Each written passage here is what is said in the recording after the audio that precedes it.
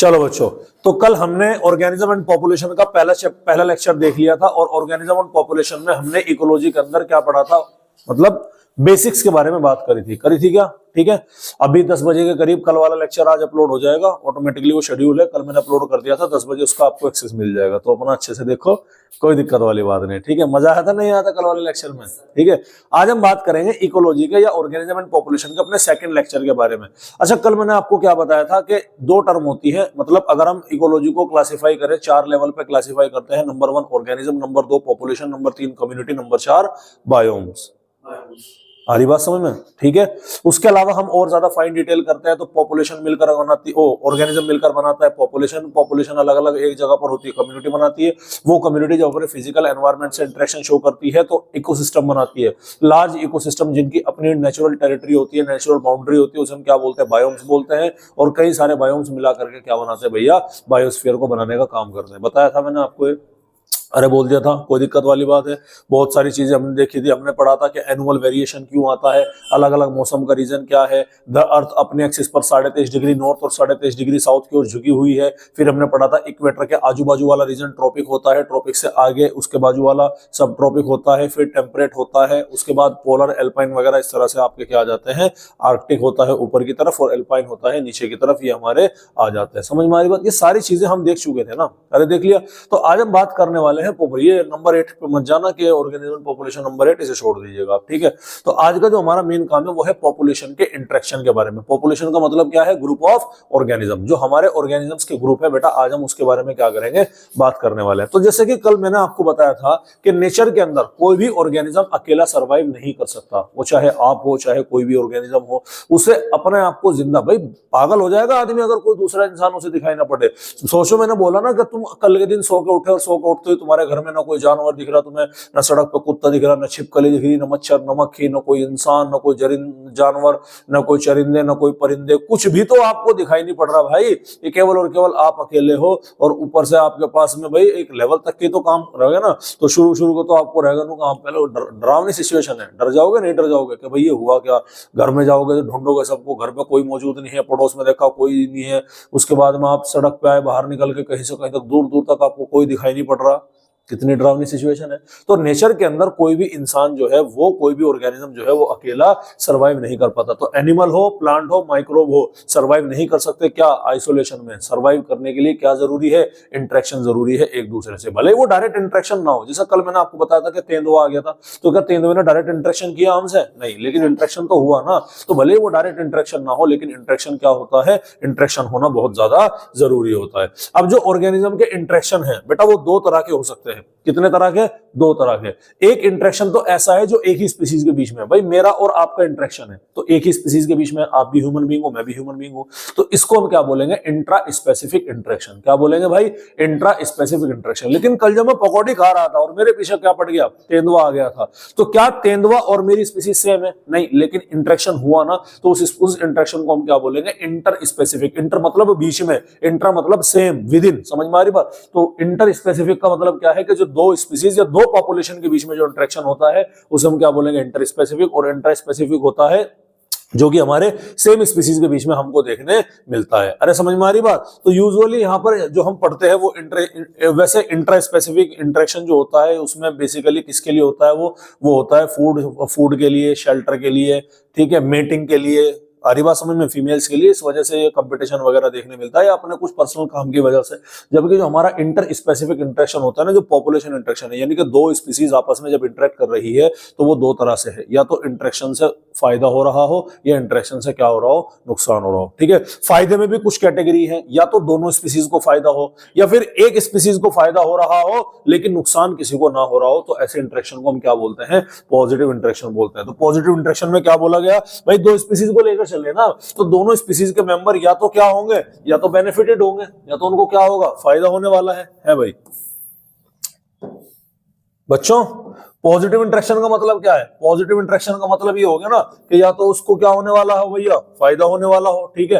किसे फायदा होने वाला हो? दोनों स्पीसीज को, या फिर कम से कम एक स्पीसीज को फायदा हो, लेकिन किसी को भी क्या नहीं होना चाहिए, नुकसान नहीं होना चाहिए। तो ऐसे इंटरेक्शन को हम क्या बोलते हैं भाई? ऐसे इंटरेक्शन को पॉजिटिव बोलते हैं। निगेटिव का मतलब क्या है कि या तो एक को नुकसान हो या फिर दोनों को ही नुकसान हो। समझ में आ रही बात? एक भले ही एक को नुकसान है और एक को फायदा है, तो नुकसान तो हो रहा है ना, तो वो इंटरेक्शन कैसा हो गया? वो निगेटिव हो गया। पॉजिटिव में क्या है? कोई भी नेगेटिव नहीं होना चाहिए, चाहे तो दोनों को फायदा होगा या फिर एक को फायदा है तो दूसरे को कोई नुकसान नहीं होना चाहिए। जबकि यहां पर एक भी स्पीसीज को नुकसान हो गया तो वो इंटरेक्शन क्या कहलाया जाएगा हमारा? वो इंटरेक्शन हमारा नेगेटिव इंटरेक्शन होता है, ठीक है। अब ये देखिएगा भाई, ये हमारी स्पीसीज ए है, ये हमारी स्पीसीज बी है। प्लस का मतलब फायदा, माइनस का मतलब नुकसान। स्पीसीज ए को भी फायदा हो रहा, बी को भी फायदा हो रहा, तो दोनों स्पीसीज क्या हो गई? फायदे में आ गई। तो ये कौन सा इंटरेक्शन है? पॉजिटिव वाला। स्पीसीज ए को नुकसान हो रहा, बी को भी नुकसान हो रहा, ए को फायदा हो रहा, बी को नुकसान हो रहा, ए को फायदा हो रहा, बी को नुकसान हो रहा, ए को फायदा हो रहा, बी पे कोई फर्क नहीं पड़ रहा भाई, वो न्यूट्रल है। ए को नुकसान हो रहा, बी पे को भी कोई फर्क नहीं पड़ रहा। तो बताओ, इसमें एक तो पॉजिटिव इंटरेक्शन ये आया निकल के पूरा का पूरा, एक पॉजिटिव इंटरेक्शन क्या आया निकल के? ये आया। बाकी सब के सब आपके क्या है? नेगेटिव इंटरेक्शन है। अब इनका नाम देखिएगा। ऐसा इंटरेक्शन जिसमें दोनों स्पीसीज को फायदा होता है उसे हम बोलते हैं म्यूचुअलिज्म। आप ऑलरेडी पढ़ चुके हैं लाइकेंस के बारे में, आप ऑलरेडी पढ़ चुके हैं माइकोराइजा के बारे में। अरे पढ़ लिया? नहीं पढ़ लिया? तो वो किसका एग्जाम्पल है? म्यूचुअलिज्म का है। ऐसा इंटरेक्शन जिसमें दोनों को नुकसान हो रहा है, उसमें कंपटीशन। आपके याद होगा अभी हर साल बुढ़ाने में जलेबी को लेकर के कंपटीशन हो जाता है भैया। पहले जलेबी बिक रही थी, क्या वो बिक रही है अब जलेबी? 140 हो रही। अगर आपको याद होगा तो जलेबी एक बार, जब 2-3 साल पहले की बात है, 100-120 रुपए किलो जलेबी बिक रही थी। जलेबी वाले आए, कितने पे चले गए? 40 रुपए किलो में चले गए। समझ में आ रही बात? तो कंपटीशन में दोनों स्पीसीज को क्या होगा? नुकसान होगा, याद रखिएगा। समझ में आ रही बात? उसके अलावा एक स्पीसीज को फायदा है, दूसरी को नुकसान है, उसे हमने क्या नाम दिया? प्रेडेशन का नाम दिया। और एक स्पीसीज को फायदा, दूसरी को नुकसान है, उसे हमने क्या नाम दिया? पैरासिटिज्म का। अब बच्चे बोलेंगे सर ये तो दोनों एक जैसे से नहीं लग रहे, लग नहीं रहे कि एक को फायदा, एक को नुकसान, एक को फायदा, तो फिर इसे प्रेडेशन, इसे पैरासिटिज्म क्यों बोला गया? ध्यान से सुनिएगा। प्रीडेशन में जिस स्पीसीज को फायदा होता है वो स्पीसीज का साइज बड़ा होता है, वो स्पीसीज ताकतवर होती है। समझ में आ रही बात? जैसे कि शेर और हिरण, शिकार, प्रेडेटर करना। आ रही बात समझ में? तो शेर का शिकार, शेर शिकार पे निकलेगा ना, तो शेर का साइज क्या है? बड़ा है। समझ में आ रही बात? जबकि पैरासिटिज्म में जिस स्पीसीज को फायदा होगा वो स्पीसीज होगी साइज में छोटी। जैसे कि सिर की जूं, सिर में जूं हो गई ना, तो जूं का साइज हमसे बड़ा है क्या? नहीं है, लेकिन ह्यूमन की बॉडी पर आ रही है ना, तो साइज छोटा। फायदा किसे हो रहा? हमें के जूं को? जूं को फायदा हो रहा, तो उसे हम क्या बोलेंगे? पैरासिटिज्म बोलेंगे। पेट के कीड़े हो गए भैया, क्या पेट के कीड़े हमारे से बड़े हो गए? नहीं, लेकिन पेट में कीड़े हो जाते हैं ना बच्चों के भी, बड़ों के भी, तो वो क्या हो गया? वो आपके पैरासिटिज्म हो गया। उसके अलावा एक को फायदा हो रहा, दूसरे को कोई नुकसान नहीं हो रहा, इसे हम बोलते हैं कॉमन सेलिज्म। आपने देखा होगा गांव के अंदर बेटा, गाय भैंस के ऊपर, सिर के ऊपर, मतलब वो बेसिकली आपने देखा होगा इसमें फायदा और नुकसान, इसमें न्यूट्रल वाले में आपने देखा होगा, क्या देखा होगा? आपने देखा होगा भैया कि क्या बोलते हैं कि इसका मतलब एक टिपिकल एग्जांपल है, लेकिन मैं आपको बता देता हूं। जब भी कभी आपने आम के बाग में गए होंगे तो आपने देखा होगा कि आम के बाग में पेड़ पर कुछ आपके कुछ प्लांट्स बाहर निकले हुए होते हैं पेड़ की टहनी से। एक्चुअल में वो पेड़ की टहनी के अंदर धसे हुए नहीं होते, आम की टहनी के अंदर धसे हुए नहीं होते, वो केवल सपोर्ट के लिए। इससे आम को कोई नुकसान नहीं है, लेकिन उन प्लांट को बहुत बड़ा फायदा है। क्या है वो हम आगे डिस्कस करेंगे एक एक डिटेल में। फिर एक को नुकसान है और दूसरे को कोई नुकसान नहीं हो रहा है, इसको हम क्या बोलते हैं बेटा? एमेंसेलिज्म, जो कि आपके बैक्टीरिया वगैरह के अंदर यूजुअली दिखाई पड़ रहा है। तो सारे इंटरेक्शन ही तो पढ़ने वाले हैं। चलिए सबसे पहले हम बात करते हैं पॉजिटिव इंटरेक्शन। तो दो ही तो है, एक है हमारा सर म्यूचुअलिज्म और एक है हमारा कॉमन सेलिज्म। म्यूचुअलिज्म में प्लस प्लस रिलेशनशिप है, दोनों स्पीसीज क्या क्या होगा? फायदा होगा। और कॉमन सेलिज्म में एक को फायदा और दूसरे को कोई किसी भी तरह का नुकसान नहीं होगा। ठीक है, चलिए तो नेगेटिव इंटरेक्शन आ गया आपके पैरासिटिज्म, प्रेडेशन, कंपटीशन और एमेंसेलिज्म। एमेंसेलिज्म में एंटीबायोटिक्स, एंटीबायोसिस वगैरह यूज होता है, जो कि माइक्रोब्स के अंदर क्या होता है आपको होता हुआ दिखाई पड़ेगा। समझ में आ रही बात? फॉर एग्जांपल आपको बता दूं कि एक आपने कल्चर मीडियम ले लिया, उसमें फंगस भी है, फंगस पेनिसिलिन है और उसमें बैक्टीरिया भी ग्रोथ कर रहा। तो फंगस क्या करती है? फंगस कुछ केमिकल रिलीज करेगी जिसको हम क्या बोलते हैं? एंटीबायोटिक। अब फंगस को तो कोई फायदा नहीं हो रहा उससे, ना फंगस को कोई नुकसान हो रहा उससे, वो तो रिलीज करेगी, लेकिन नुकसान किसको हो गया? बैक्टीरिया को नुकसान हो गया, वो मर जाएगा। समझ में आ रही बात? तो ये आपका क्या है? एमेंसेलिज्म है। तो इसको इतने पढ़ेंगे, बाकी 2 और 3 या 5 हम क्या करेंगे? पूरा डिटेल में पढ़ने वाले हैं। चलिए सबसे पहले हम बात करते हैं म्यूचुअलिज्म। म्यूचुअलिज्म मतलब जिसमें दोनों स्पीसीज को क्या हो रहा हो? फायदा हो रहा हो और दोनों स्पीसीज एक दूसरे के ऊपर कंप्लीटली डिपेंड हो। इसे हस्बैंड एंड वाइफ रिलेशनशिप के नाम से भी जाना जाता है। समझ में आ रही बात? एक दूसरे के ऊपर, यानी कि हम तेरे बगैर जिंदा नहीं रह सकते, अगर तू गया तो मैं मर जाऊंगा, मैं गया तो तू मर जाएगी, इस तरह की कहानी पढ़ानी है तो इसको हम क्या बोलते हैं, ऑब्लिगेटरी रिलेशनशिप। दो तरह की रिलेशनशिप होती है, एक होती है ऑब्लिगेटरी। ऑब्लिगेटरी का मतलब है ये नहीं तो फिर कोई भी नहीं, और फैकल्टेटिव का मतलब है तू नहीं तो कोई और सही, कोई और नहीं तो कोई और सही। समझ में आ रही बात आपको? तो समझ गए ना। ऑब्लिगेटरी का मतलब क्या है कि मेरे को तो बस यही मांगता है। ऑब्लिगेटरी का मतलब क्या है कि मेरे को तो बस यही मांगता है, यही चाहिए मेरे को तो। और फैकल्टेटिव का मतलब क्या है कि तू नहीं तो कोई और सही, कोई और नहीं तो कोई और सही। तो ये कौन सा रिलेशनशिप है कि मेरे को तो बस तू ही मांगता है। एग्जांपल क्या है, लाइकेंस किसका बना होता है, फंजाई और एल्गी का। एग्जांपल क्या है, माइकोराइजा किसका बना होता है, फंजाई और रूट ऑफ जिम्नोस्पर्म्स का। जैसे कि जिसमें रूट हेयर वगैरह नहीं पाया जाता है। भाई जिम्नोस्पर्म में रूट हेयर होते हैं क्या? नहीं, लेकिन फंगस लग जाती है जिसे हम क्या बोलते हैं, माइकोराइजा। ऑलरेडी बताया जा चुका जिम्नोस्पर्म के अंदर। फिग और फिगवास्प होता है। प्लांट और पॉलिनेटर को आपको कोवोल्यूशन उसमें भी पढ़ाया था मैंने, सेक्सुअल रिप्रोडक्शन प्लांट के अंदर भी पढ़ाया था कि प्लांट और पॉलिनेटर के बीच में भी क्या दिखाई पड़ेगा आपको, म्यूचुअलिज्म दिखाई पड़ेगा। फॉर एग्जांपल लाइकेंस को सर्वाइव करना है, फंजाई हटा दो, हटा दो फंजाई, क्या बचेगा? नहीं बचने का भाई, ठीक है चलिएगा। तो यहां पर हम देख रहे हैं, अब ये देखिएगा, ये रहा आपका ये लाइकेंस, आपको एक चट्टान से दिखाई पड़ रही होगी, चट्टान पर आपको ये दिखाई पड़ रहा होंगे व्हाइट व्हाइट से स्ट्रक्चर दिख रहे क्या? ये क्या है भैया? ये आपके लाइकेंस ही है।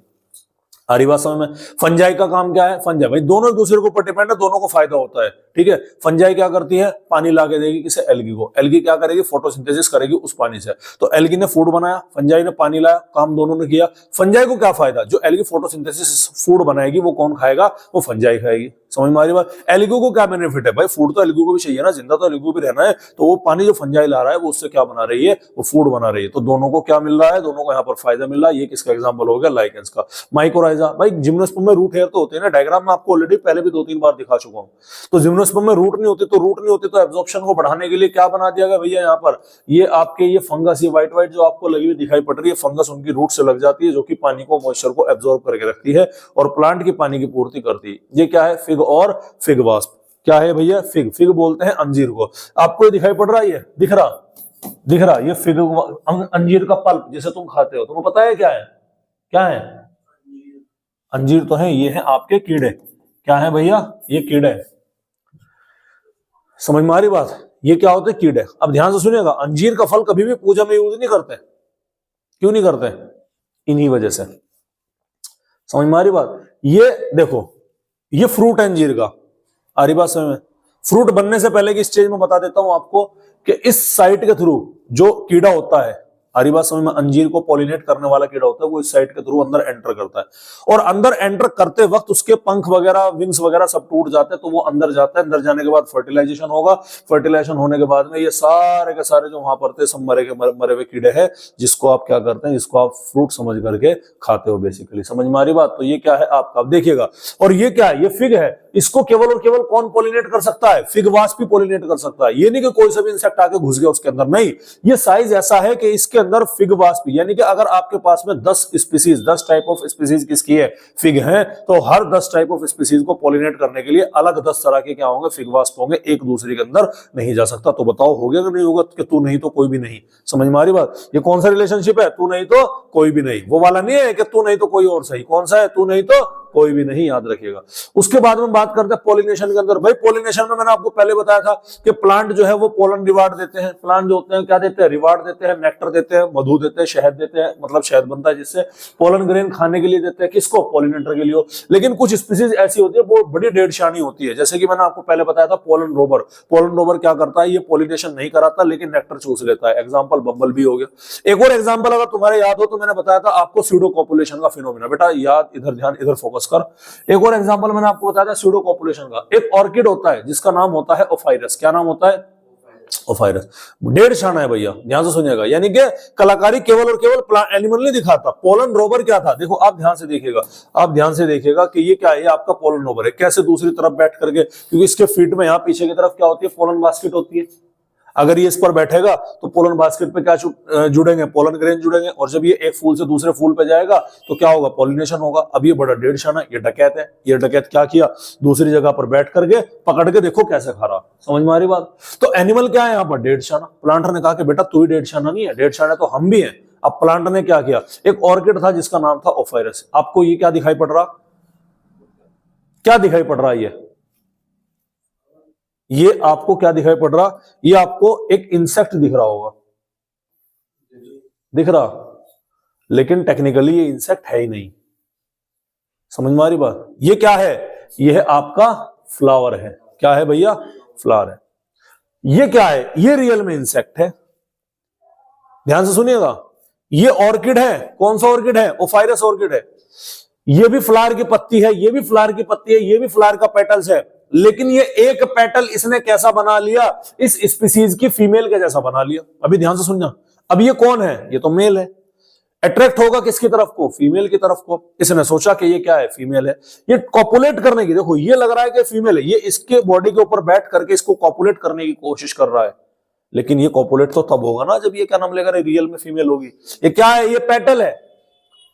झुंझला करके इस फूल से उस फूल पर, उस फूल से इस फूल पर ये क्या करता है? पॉलिनेट करता फिरता है। तो डेढ़ छाना केवल एनिमल नहीं है, प्लांट भी है। प्लांट ने कहा बेटा देख तेरी फीलिंग से कैसे खेलता हूं मैं अपना एक पेटल ऐसा बना दूंगा जो कि तेरी स्पीसीज की फीमेल का जैसा होगा, और फिर देख तमाशा कैसा होता है। समझ में आ रही बात? तो ये होता है स्यूडो कॉपुलेशन। भाई कॉपुलेशन तो हो रहा है, लेकिन ये रियल वाला नहीं है, इसे हम क्या बोलते हैं? स्यूडो कॉपुलेशन बोलते हैं। क्या लिखा हुआ है? स्यूडो कॉपुलेशन में एक पेटल ओफायरस ऑर्किड का फ्लावर का रिजेंबल करता है फीमेल ऑफ बी से, साइज में भी, कलर में भी, शेप में भी। और कमाल की बात ये देखिएगा कि अगर इंसेक्ट में कोई चेंज आता है तो वो फ्लावर वही चेंज अडेप्ट कर लेता है। क्या लगा? अच्छा इसका कलर ऐसा होगा, तो वो अपने आप को मॉडिफाई करके अपना कलर चेंज कर लेता है। अच्छा इसका साइज ऐसा हो रहा, तो वो भी अपना साइज क्या कर लेता है? चेंज कर लेता है। मेल भी अट्रैक्ट होता है इससे, परसीव इसको फीमेल मानता है और ट्राई कॉपुलेट करने की करता है। फ्लावर अगेन एंड अगेन, और एक के बाद एक के बाद एक, कभी इस फ्लावर पे कभी इस फ्लावर पे, और ऐसे क्या होता है? पॉलिनेशन होता है। तो ये स्पेशल केस है म्यूचुअलिज्म के। समझ में आ रही बात? कि जैसे कि आपका ये पोलन रोवर हो गया और ओफायरस ऑर्किड हो गया, ये स्पेशल केसेस होते हैं। समझ में आ रही बात? अरे भाई ठीक है, क्लियर है। चलिए उसके बाद में बात करते हैं कॉमन सेलिज्म। कॉमन सेलिज्म का मतलब क्या है? सर पॉजिटिव और जीरो। पॉजिटिव का मतलब एक को फायदा है लेकिन किसी दूसरे को कोई नुकसान नहीं हो रहा। अगर उसे फायदा नहीं हो रहा तो कोई नुकसान भी नहीं हो रहा। आ रही बात समझ में? अगर उसे फायदा नहीं हो रहा तो कोई नुकसान। जैसे मैं आपको बता दूं, हम मंडी में रहते हैं, मंडी में मान लो हमारे कभी कभी फल खराब हो जाते हैं, तो फल खराब हम क्या कर देते हैं? साइड में डाल देते हैं, दुकान के सामने साइड में डाल देते हैं। अब कई सारे छोटे छोटे बच्चे या चूगने वाले आते हैं, वो देखते हैं फल, वो बोलते हैं कि लगा जी हम इसे उठा लें। उठा ले भाई। हालांकि अगर मेरे फादर वहां पे रहते हैं तो वो उन्होंने कुछ अपनी तरफ से दे भी दें, फल वल निकाल के लगा ले भाई, अगर वहां पर फ्रेश फल मौजूद रखे, लेकिन फिर भी वो परमिशन मांगते हैं बेचारे के जी उठा ले। अभी बताओ, उन फल को, जो खराब फल हो चुके हैं, जो फल नाकिस हो चुका है, उसको उठा के हमारा क्या फायदा? कुछ भी फायदा नहीं है। हमसे तो गए ना वो जब वो फल उठा रहा है तो हमारा क्या नुकसान? हमारे से तो गए ना वे, तो तू उठाया ना, लेकिन उसका तो फायदा हो रहा ना। तो ये क्या हो गया आपका? ये हो गया आपका कॉमन सेलिज्म। तो एक स्पीसीज को क्या होगा? बेनिफिट होगा, जबकि दूसरी स्पीसीज को ना तो नुकसान होगा और ना ही क्या होगा? फायदा। एग्जांपल है ऑर्किड है। ऑर्किड को हम क्या बोलते हैं? एपी। एपी मतलब ऊपर, फाइट मतलब प्लांट के। ऐसे प्लांट जो दूसरे प्लांट के ऊपर क्या करते हैं? ग्रो करते हैं। तो बेटा ग्रो करते हैं मैंगो की, जो आम का पेड़ होता है उसकी शाखा पर, और एटमोस्फेयर से एब्जॉर्ब करते हैं भैया क्या? मॉइस्चर। क्या मैंगो से कुछ लिया उन्होंने? नहीं, लेकिन इनका बेनिफिट हो गया, एटमॉस्फेयर से एब्जॉर्ब करते हैं मॉइस्चर को। एग्जांपल हो गया शार्क और सकरफिश हो गया, बर्नेकल और वेल्स हो गया, क्लोन फिश और सी एनीमोन हो गया। अभी तो नाम पता लगे ना। अब डायग्राम देखिएगा, ये क्या है आपका? ये आपका मैंगो ट्री की ब्रांच है, ठीक है। ये मैंगो का पेड़ है, इस मैंगो पर ये एपिफाइट ग्रो कर रहा। ये भाई अंदर नहीं धस रहा, ना तो आम से न्यूट्रिशन ले रहा, ये केवल आम के सपोर्ट के लिए। अगर आम के पेड़ पर से आप इसे हटा दो तो आम के पेड़ पर रत्ती भर फर्क नहीं पड़ने का, और सारे के सारे पेड़ पर लगा तो जब भी कोई फर्क नहीं पड़ने का। समझ में आ रही बात आपको? तो ये कौन से टिश्यू के थ्रू लेते हैं? इंपॉर्टेंट है। तो इनके पास होता है वेलामेंट टिश्यू। क्या होता है भैया? वेलामेंट टिश्यू होता है, जिसके थ्रू एटमॉस्फेयर से क्या करते हैं? मॉइस्चर को एब्जॉर्ब करते हैं। क्योंकि रूट्स जो है ना, रूट्स ये है यहाँ पर, अरे है नहीं है। अब रूट्स तो मिट्टी के अंदर होगी, मिट्टी यहां पर है नहीं, तो क्या करेंगी? वो एटमॉस्फेयर से मॉइस्चर को क्या करेगा? एब्जॉर्ब करेगा। याद रखिएगा, वेलामेंट टिश्यू पीवाईक्यू के अंदर मिलेगा आपको, 5वां 6वां क्वेश्चन मिल जाएगा, ठीक है, शुरुआत में, ठीक है। और कहां मिलेगा वेलामेंट टिश्यू? है आपको, हाँ इसी में मिल जाएगा। उसके बाद में क्या है? उसके बाद में आपको क्या दिखाई पड़ रहा? शार्क। और ये क्या है? सकरफिश। ये क्या है? Shark. Shark king of the ocean. मजाल है कोई उसके आसपास आगे फटक जा। ओशन का सलमान खान है, पंगल लेके तो देख लो कोई। अबे शांति तो रख यार, बात सुन ले मेरी पहले। ओशन का क्या है? सलमान खान है, पंगल लेके तो देख लो कोई। कार्निवोर है। अब ध्यान सुनिएगा, ये सकरफिश, ये बड़ी शातिर है। ये कहां रहेगी? ये इस शार्क के नीचे रहेगी। कहां रहेगी? इस शार्क के नीचे रहेगी। ध्यान से सुनना, शार्क कहां जा रही? ऐसे। सकरफिश कहां है? यहां पर। इसका क्या फायदा भैया? ये शिकार से बच रही, इसकी शरण में आ गई ना। अब तुम सोच रहे हो अल्लाह तो किसी दिन मौका सा देख के इतने इसी को कर दिया। हाँ हो जाता है, कर देते हैं, लेकिन अक्सर इतनी बड़ी होती है कि पता नहीं लग पाती, कि यूजुअली दूसरी जो शार्क होती है वो भी नहीं देख पाती। ये बहुत बड़ी शार्क होती है भाई, और बिल्कुल इसका कोऑर्डिनेशन, प्रॉपर मूवमेंट उसी का अकॉर्डिंग चलता है। शार्क बिल्कुल तेजी से जाएगी तो ये भी तेजी से जाएगी। इसके दो फायदे हैं, एक तो प्रोटेक्शन, दूसरा भाई शार्क के हाथ तो है नहीं कि खाना खाएगी, शिकारी करेगी, मुंह से पकड़ेगी, तो जो फूड यहाँ से निकलता है वो फूड भी से क्या होता है, लगातार मिल रहा होता है। तो रोज रोज आज कछुआ मिल गया, आज हमें ये मिल गया खाने को, आज वो मिल गया, क्या है शार्क, और ये हो गया आपका सकरफिश। कोई दिक्कत वाली बात है? ठीक है, चलिए उसके बाद में आता है ये आपका, ये देखिएगा ये शार्क है, ठीक है, नीचे क्या है, सकरफिश है। ये क्या है, ये है आपका वेल मछली। क्या है भैया, वेल मछली। अब ये वेल मछली के ऊपर आपको क्या दिखाई पड़ रहे हैं, ये दिख रहे हैं, नहीं दिख रहे, ये बर्नैकल्स हैं। समझ में आ रही बात आपको? ये वेल मछली की बॉडी से जाकर चिपक गए। भाई शार्क अगर समुद्र का सलमान खान है तो वेल मछली भी तो समुद्र की आमिर खान या शाहरुख खान कुछ तो मिलेगी, अक्षय कुमार, अजय देवगन कुछ तो होगी वो। समझ में आ रही बात? यानी पॉपुलैरिटी इसकी भी कम नहीं है। तो अगेन वही सेम कहानी है कि ये बर्नैकल्स है और ये क्या है, ये शार्क है, मतलब ये आपका वेल मछली है, तो इस पर क्या है, इसकी प्रोडक्शन होगी, सेम कहानी। ये क्या है, ये है आपका सी एनीमोन और क्लोनफिश। ये है आपके सी एनीमोन और ये क्या है, ये क्लोनफिश। अभी ध्यान सुनिएगा, ये जो क्लोनफिश इसके अंदर मौजूद है, सी एनीमोन हाईली पॉइजनस होते हैं, न्यूरोटॉक्सिक केमिकल इनके पास मौजूद है।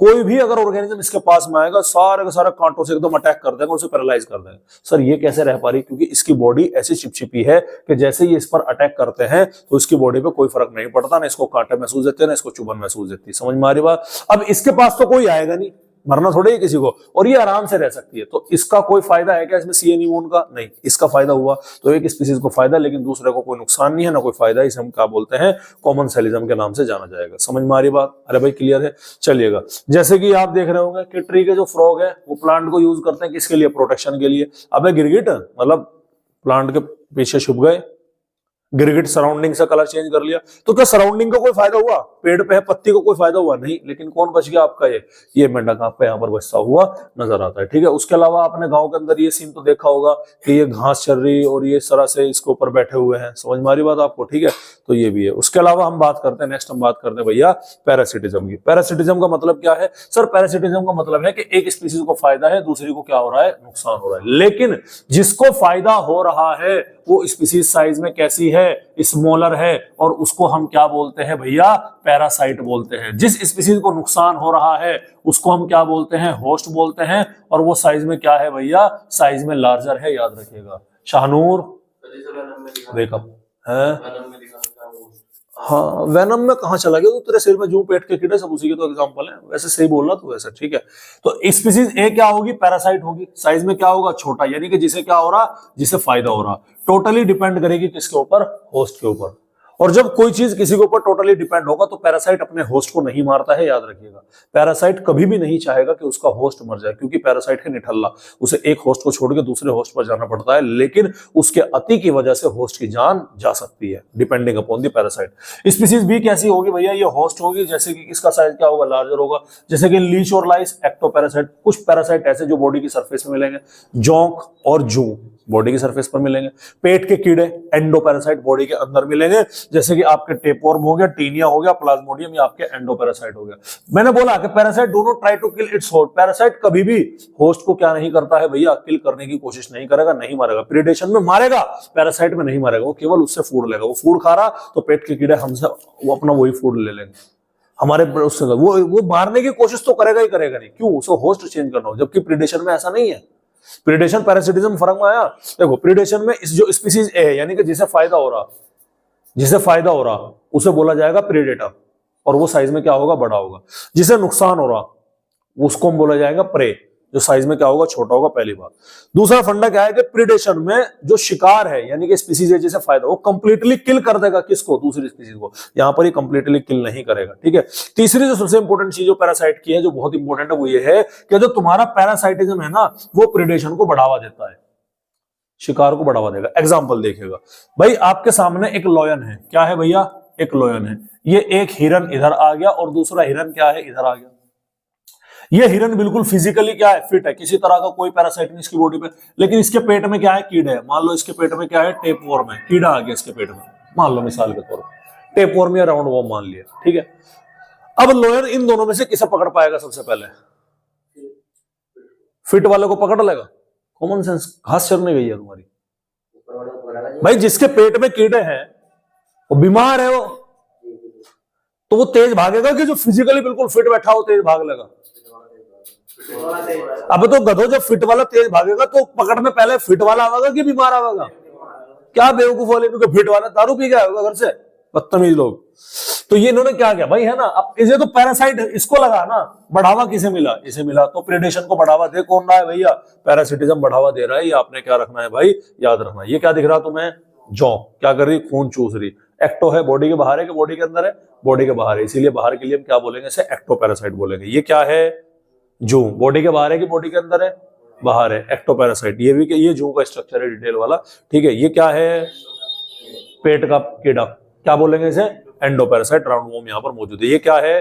प्लाज्मोडियम। कहाँ होता है? आरबीसी के अंदर। मलेरिया होता है ना, तो हमारी आरबीसी को इन्फेक्ट करता है, एंडोपैरासाइट होता है, ठीक है। एक और फिनोमेना आता है ब्रूड पैरासिटिज्म। क्या आता है भैया? Brood Parachute. ये होता है धोखा, तेरा नाम धोखा रख दूं नाराज होगी क्या, ठीक है। ये वही है ब्रूड पैरासिटिज्म, ठीक है। चलिए, तो क्या है जो पैरासिटिक बर्ड होता है ना, ये किसके बीच में देखने मिलता है? देखने मिलता है कुक्कू और कोयल के बीच में। किसके बीच में भैया? कोयल और क्रो के बीच में। सॉरी, कुक्कू तो कोयल को ही बोलते हैं, ठीक है। कोयल और क्रो के बीच में। तो कोयल क्या है? ये हमारी पैरासिटिक बर्ड, ये बड़ी चालू है। ये क्या करती है? अपने कौवे के अंडे होंगे, अलग अलग घोंसलों में जाएगी और एक एक दो दो अंडा कौवे का गिरा देगी और अपना अंडा वहां पे छोड़ देगी। समझ में आ रही बात, ठीक है। ये आजकल की नारी है। सुन ले मेरी बात। अपने मान ले, देख, कौवे के 5 अंडे रखे, तो ये एक घोंसले में गई, अपने अंडे तो दे दिए इसने, ये नहीं कि वहां पे जाकर कौवे के 5 अंडे रखे, तो कौवे के एक अंडा गिराया, अपना अंडा उसने वहां रख दिया, उसके 5 पूरे। अब कौवा भैया उन्हें कलर थोड़े दिख रहा, वो आया घूम फिर के लगा, हो ये तो हमारे अंडे हैं 5। चल बराबर, पाल रहा, सारे काम कर रहा, चुग्गा दे रहा, सब काम कर रहा हो। ऐसे ही करके वो पैरासिटिक बर्ड कौन है? कोयल है। इसे बोलते हैं ब्रूड पैरासिटिज्म। तो पैरासिटिक बर्ड क्या करते हैं? लेज it's egg in the nest of its host and let's the host incubate them. कौवा पाल रहा क्या मेरे बच्चे हैं, क्योंकि बर्ड्स की प्रॉपर्टी है जैसे बड़े होंगे वो उड़ के जाएंगे, तो कौवे को पता ही नहीं लग पाता बेचारा को। समझ में आ रही बात आपको? क्लियर है? बूट है ना कौवा, ठीक है। ये देखिएगा 6 अंडे रखे, एक कंडा लगी दिख रहा, किसका है? कोयल का है। पाल भाई। अब वो 6 पे बैठा, इंक्यूबेट कर रहा, इन्हें सेरा, ये अंडा में से जब बच्चा बाहर निकलेगा उसे फूड ला करके देगा, हरी बात समझ, सारे काम करेगा, ठीक है। ये रही आपका कौवा और ये आपकी कोयल, लगभग एक जैसे सही है, तो इसमें ये हो नहीं पाता। सेकंड आता है आपका प्रीडेशन। पहले बोला प्रीडेशन में भी सर एक स्पीसीज को फायदा और दूसरे को क्या होने वाला है? नुकसान होने वाला है। तो स्पीसीज ए जिसको फायदा होगा, उसका साइज बड़ा होगा, उसे बोलेंगे प्रेडेटर। स्पीसीज बी जिसे नुकसान होगा उसे बोलेंगे प्रे, साइज क्या होगा? छोटा होगा। एग्जांपल क्या? Grazing food chain. बिना शिकार के ये नेचर चल ही नहीं सकती। घास को खाया टिड्डे ने, टिड्डे को खाया मेंढक ने, मेंढक को खाया सांप ने, सांप को खाया बाज ने, ईगल ने। हरी बात समझ में? तो बिना प्रेडेशन के ये फूड चेन यानी कि ये नेचर सस्टेन कर ही नहीं सकती। तो प्रेडेशन का बेनिफिट ये। प्रेडेशन जैसे वर्ड बोला, ये डायग्राम आता है मन में, क्या लगा? एक चीता है भाग रहा है किसके पीछे? हिरण के पीछे। ये सलमोन भाई है, सैल्मोन भाई। सैल्मोन भाई कौन है? तो हिरण तो हिरण है, लेकिन ये कौन है? सैल्मोन भाई। तो सैल्मोन भाई अटैक करने लग गए। आ रही बात समझ में? क्लियर है? तो ध्यान दीजिएगा, ये ग्रेजिंग फूड चेन है। वही तो है कि घास को खाया टिड्डे ने, टिड्डे को खाया मेंढक ने, मेंढक को खाया सांप ने, सांप को खाया किसने? बाज ने। और ये बाज मर सड़गल के कहां पहुंचेगा? ये फंस जाएगा, फूड बनेगा, डिकम्पोजर्स यूज करेंगे जो। तो क्या है ये फूड चेन भाई? टिड्डे ने इसका शिकार किया, फ्रॉग ने भी इसका शिकार किया, इसने इसका शिकार किया, इसने इसका शिकार किया। तो बिना प्रेडेशन के नेचर सस्टेन कर ही नहीं सकती, याद रखिएगा, ठीक है। अब सवाल ये आता है कि इंपोर्टेंस ऑफ प्रेडेशन। प्रेडेशन का फायदा क्या है? अगर प्रेडेशन नहीं होगा तो एक ट्रॉपिक लेवल से एनर्जी दूसरे ट्रॉपिक लेवल में नहीं जाएगी। तो एनर्जी का फ्लो कराने के लिए प्रेडेशन मस्ट है, ठीक है। प्रे पॉपुलेशन को अंडर कंट्रोल में रखता है। इसका क्या मतलब है? अब ध्यान से देखिएगा, ध्यान से देखिएगा। एक एरिया है, इस एरिया में ए, बी और सी, ठीक है, 3 स्पीसीज पाई जा रही। ध्यान से सुनना, इसके ऊपर कोई शिकार करने वाला मौजूद नहीं है, यानी इन्हें कंट्रोल में करने वाला कोई नहीं है। तो मान लो, ध्यान सुनिएगा, मान लो ए के कितने लोग हो गए? 100, बी के कितने हो गए? 50, सी के कितने हो गए? 20। तो ये 100 जो है इन 50 को भी पेल लेंगे और इन 20 को भी पेल लेंगे। ये 50 जो है इन 20 को पेल लेंगे। तो विक्टिम कौन हो गया? सी हो गया क्या? नहीं हो गया। अब आता है यहां पर एक शिकार, यानी कि ये आपस में लड़ मर के कट जाएंगे। ध्यान सुनिए, ये आपस में ही लड़ मर के क्या होंगे, कट जाएंगे। अब आता है यहां पर एक शिकार। तो शिकार एक तरफ यहां पर 100 लोग हैं, फिर 50 हैं, फिर 20 हैं, तो सबसे ज्यादा तो यही दिखेंगे ना। तो ये शिकार क्या करेगा, इस पर अटैक करने लगेगा। जैसे इस पर अटैक करने लगेगा तो इन 100 का ध्यान सबसे कम 20 पर जाएगा, फिर 50, मतलब इस तरीके से कम होगा। तो धीरे धीरे इनकी पॉपुलेशन क्या होगी, बढ़ेगी, है नहीं है। इनकी पॉपुलेशन ज्यादा होगी, इनकी कम होगी, तो शिकार किनका होना शुरू हो जाएगा, इनका। तो सारी की सारी जो प्रे की पॉपुलेशन है अंडर कंट्रोल रहेगी, सब मिल बांट के रहेंगे। समझ में आ रही बात। फॉर एग्जांपल मान लो भाई, सिंपल सा फंडा है, घर में 2 भाई है, छोटे छोटों के बीच में ज्यादा केस है, पापा वहां है नहीं तो बुतम बुत दोनों में बड़ाबड़ बड़ाबड़ बड़ाबड़ बड़ाबड़, हो रही नहीं हो रही, खून के प्यास है। अब पिताजी अंदर आ गए, हो गए शांति में। तो ये इंपैक्ट है। जितने भी शिकार है वे सब का सब अपने काबू में रहेंगे, यूनिटी बना के रहेंगे भाई, यूनिटी बना के। ये नहीं कि हमें कोई मतलब ना, क्योंकि उसे पता है कि तू भी पहला जाएगा, ये भी पहला गया था, तू भी पहला जा सकता है। तो यूनिटी बनाकर साथ आ जाओ तो फायदे में रह जाओगे। तो ये आपको क्या रखना है भैया, ध्यान रखना है, ठीक है। क्या बोला, स्पीसीज डाइवर्सिटी को भी मेंटेन करता है। वही बताया ना मैंने कि 3 स्पीसीज है, तो तीनों को मेंटेन रखेगा। जिसका ज्यादा बढ़ेगा उसका शिकार होना शुरू हो जाएगा, दूसरे वाले को टाइम मिल जाएगा ग्रोथ करने के लिए। तो सारी स्पीसीज डाइवर्सिटी को मेंटेन करने का काम क्या करेगा, यहां पर बढ़ेगा, और उनके बीच में कॉम्पिटिशन को घटा देगा। पहले तो वो बेलगाम घोड़े थे, किसी को पकड़ के मार दिया, किसी को कुछ कर दिया, उनका बाप आके बैठ गया वहां से।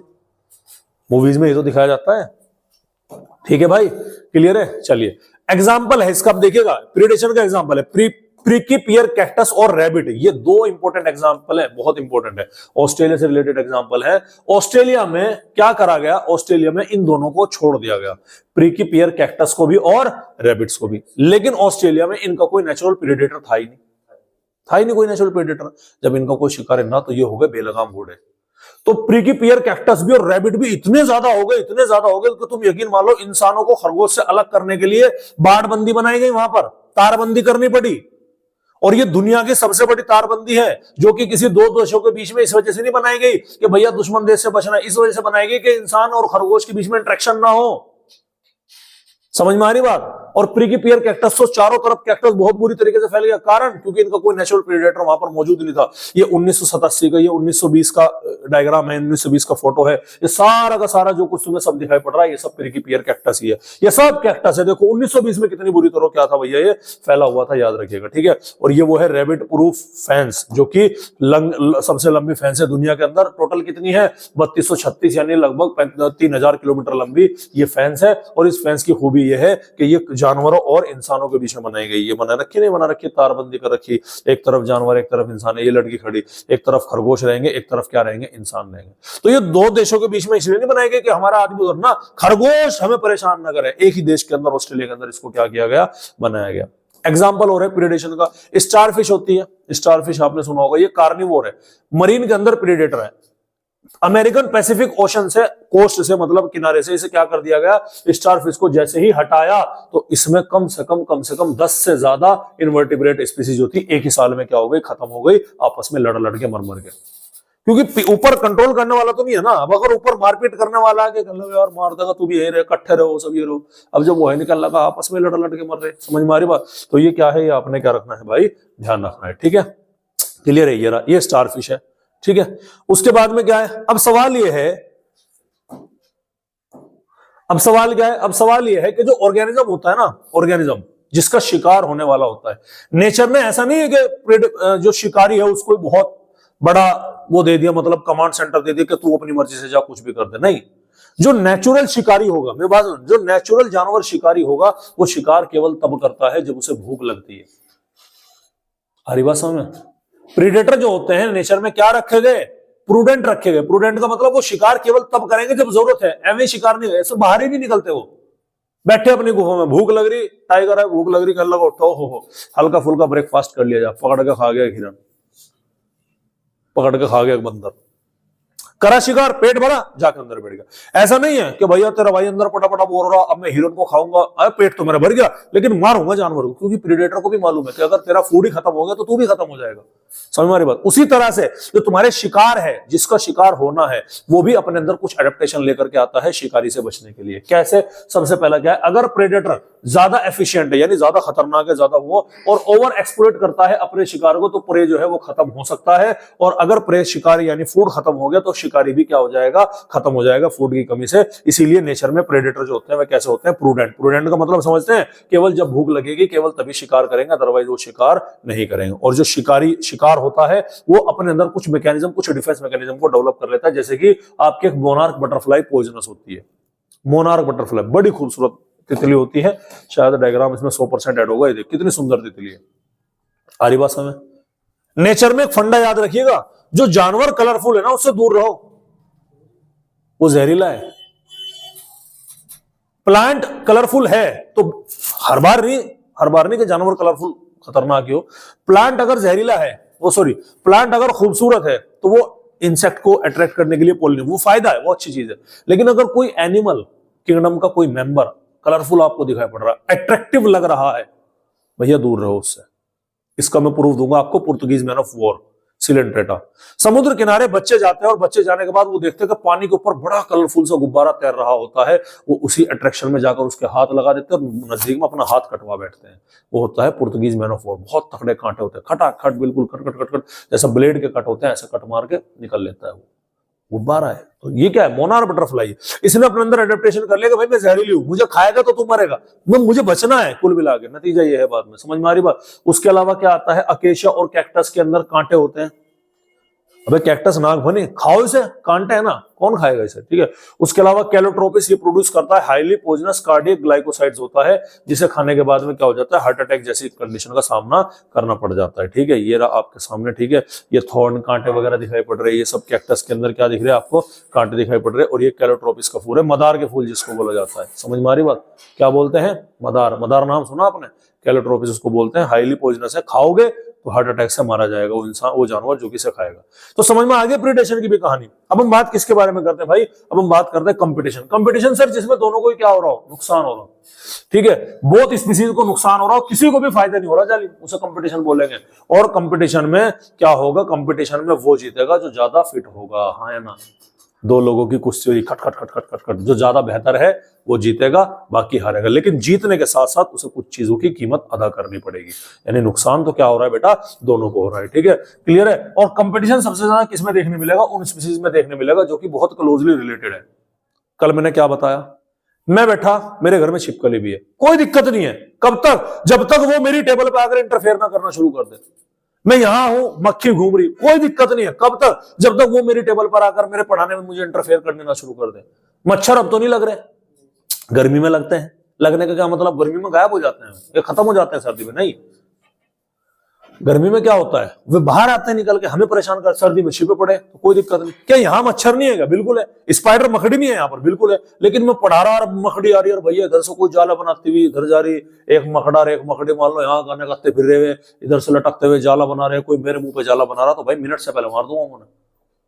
तो कंपटीशन यूजुअली कब होगा, यानी कि मेरी बात ध्यान सुनिएगा, दो अलग अलग स्पीसीज के बीच में कंपटीशन यूजुअली तब होता है जब नीचे ओवरलैप करता है। लेकिन सबसे ज्यादा कंपटीशन जो होता है वो सेम स्पीसीज के बीच में। तुम्हारा कंपटीशन जो नीट का होगा वो ह्यूमन बीइंग से ही है, उसमें गाय भैंस बैल बकरी आगे नहीं बैठने वाला।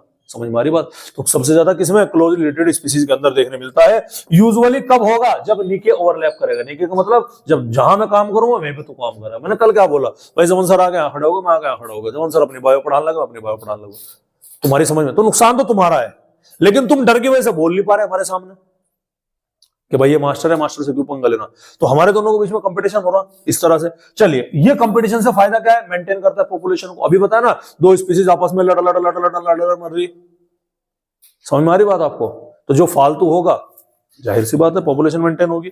और कंपटीशन से क्या होगा, इवोल्यूशन को बढ़ावा मिलेगा। हमेशा ध्यान रखिएगा, जब भी कंपटीशन होगा तो इवोल्यूशन निकल करके आएगा। इवोल्यूशन हमेशा स्ट्रेसफुल कंडीशन के अंदर ही होता हुआ नजर आएगा। बोलो भाई, समझ में आ रही बात, क्लियर है? जैसे वो गाना सुना आपने, ठुकरा के मेरा प्यार मेरे इंतकाम देखेगी। सत्तू भाई देखा, आईपीएस बन जाता, पहले आईपीएस था क्या वो, नहीं, लेकिन कुछ हुआ, दिल टूटा और उसने क्या कर दिया, इवोल्यूशन कर दिया। तो जब भी तनाव होगा, इवोल्यूशन होने की प्रबल संभावना है। तो तनाव को ऐसे मत लो कह दी मेरी जिंदगी में तनाव है, नहीं भाई, इवोल्यूशन का रास्ता मिला तुझे, ओवरकम कर उसे, बढ़ा के, हो गया काम खत्म, ठीक है, चलेगा। अब कंपटीशन जो है वो बेसिकली वही वाला है, मैंने क्या बोला कि इंटर स्पेसिफिक दो स्पीसीज के बीच में क्या होगा, रिसोर्सेज के लिए। रिसोर्सेज के लिए एक तरफ टाइगर है, एक तरफ लोयन है, दोनों को हिरन का शिकार करना। तो हिरन तो मजे में, दोनों में लड़ाई बच जाएगी। हरी बात समझ में नहीं आ रही भाई आपके? क्लियर है? घास बकरी को भी खानी है और घास बैल को भी खाना है, तो दोनों में क्या हो जाएगी? कंपटीशन हो जाएगा, एग्जाम्पल के तौर पर। दूसरा आता है एक ही स्पीसीज के बीच में, सबसे पहले अगर एक ही स्पीसीज के बीच में कंपटीशन होगा तो वो होगा मैटिंग के लिए, सेक्सुअल रिप्रोडक्शन करने के लिए, बाकी काम बाद में। फीमेल के लिए लड़ाई होगी सबसे पहले, बाकी फूड के लिए, शेल्टर के लिए बाद, रिसोर्सेज के लिए बाद में, ठीक है? और एक आता है आपका इंटरफेरेंस कंपटीशन, इसके बारे में बात करते हैं। इंटरफेरेंस कंपटीशन का मतलब क्या है कि डायरेक्ट कुछ नहीं कर रहे वो, लेकिन इंटरफेयर हो रहा है उनके काम में। For example the largest tortoise of the world, एल्बिंडन टोर्टोइज, जो कि गैलापागोस आइलैंड के अंदर था, अकेला आराम से, सबसे बड़ा टोर्टोइज था, अकेला आराम से जिंदगी गुजार रहा था, घास खा रहा था, सर्वाइव कर रहा था, बहुत बढ़िया। अब हमने क्या करा, उस आइलैंड में छोड़ दी बकरी। क्या छोड़ दी? बकरी। अब बकरी के चरने की घास स्पीड बड़ी तेज है, ठीक है? अब बकरी but but but but but but करके, और प्लस बकरी का कोई नेचुरल प्रेडेटर भी था, तो प्रेडेटर नहीं है, ओवर एक्सप्लोजन होगा पॉपुलेशन का। उसने बढ़कर सारी की सारी घास खा दी। क्या उन्होंने कछुए को रोका घास खाने के लिए? नहीं रोका, लेकिन कछुआ फिर भी खत्म हुआ। कारण, क्योंकि कछुए के काम में इंटरफेयर हो गया। इसे बोलते हैं इंटरफेरेंस कंपटीशन के नाम से जानते हैं, ठीक है? चलिए, तो एक स्पीसीज क्या करती है भैया? एक स्पीसीज जो है वो इंटरफेयर करती है दूसरी स्पीसीज से, समझ में आ रही बात? फीडिंग एफिशिएंसी एक की ज्यादा होगी दूसरे के मुकाबले में, जैसे कि एल्बिंडन टोर्टोइज हो गया, गैलापागोस आइलैंड में है, एक्सटिंक्ट हो गया कुछ बकरियों को वहां पर इंट्रोड्यूस कराने से। और कारण क्या है कि उनकी घास चरने की कैपेसिटी कछुए से ज्यादा थी, इसीलिए एक टाइप पर फूड खत्म, कछुआ खत्म और बकरी भी खत्म बाद में। चलिए, नेक्स्ट हम बात करते हैं बेटा गॉस कॉम्पिटिटिव एक्सक्लूजन प्रिंसिपल। ये बड़ा इंपॉर्टेंट है, याद रखिएगा।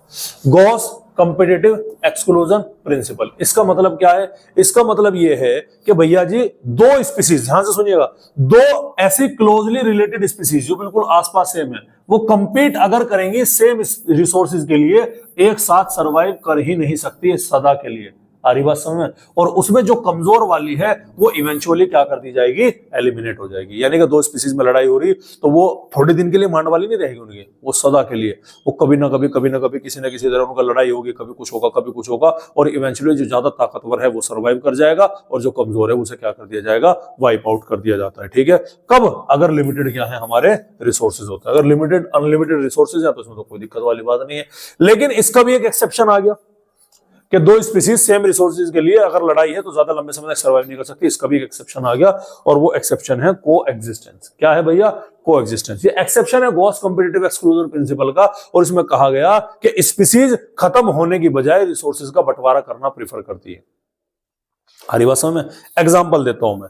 तुमने मूवी देखी वांटेड? दो गुंडे थे, गनी भाई और फलाना ढिकाना, खैर वो तो छोड़ो। किसी इलाके में दो गुंडे हैं, वो कहते हैं ये एक पूरा का पूरा इलाका है, ध्यान से सुनिएगा, ठीक है? पूरा का पूरा इलाका है। आधे इलाके में, मतलब अब इस पूरे के पूरे इलाके की मैं बात करता हूं, इस पूरे के पूरे इलाके में दो डॉन हुए। कितने डॉन आए भैया? दो डॉन आए। अब ये डॉन एक्सटॉर्शन कर रहे हैं, एक दूसरे में कंपीट करेगा, क्योंकि इनको बंटवारा नहीं हुआ ना, इनका लड़ाइया मजेगी। घर के बंटवारे ऐसे ही तो होते हैं, समझ में आ रही बात? अब मार काट मछली, सारा का सारा जो डॉन जगत है उसे परेशान होना। तो जो इनका अब्बू जान है, इनका बड़ा जो डॉन बैठा हुआ है, वो क्या करेगा? वो यहां पर आएगा या इन्हें वहां पर बुलाएगा, बुलाकर कहेगा कि हाँ भाई तू अपनी समस्या बता। ये बोला अल्लाह भाई ये मेरे एरिया में घुस के लोगों से वसूली करता है, अपने एरिया में जाना। ये कहता है भाई ये मेरे एरिया में घुस के लोगों को मारता है। तो ये भाई क्या बोलेगा? कहने लगा ये बंटवारा कर दिया, ये इलाका आज से तेरा और ये इलाका आज से तेरा, यहां से यहां तक तू नहीं जाएगा, यहां से यहां तक तू नहीं जाएगा, अगर गया तो गोली मार दूंगा, तो मैं निपटा दूंगा। आ रही बात समझ?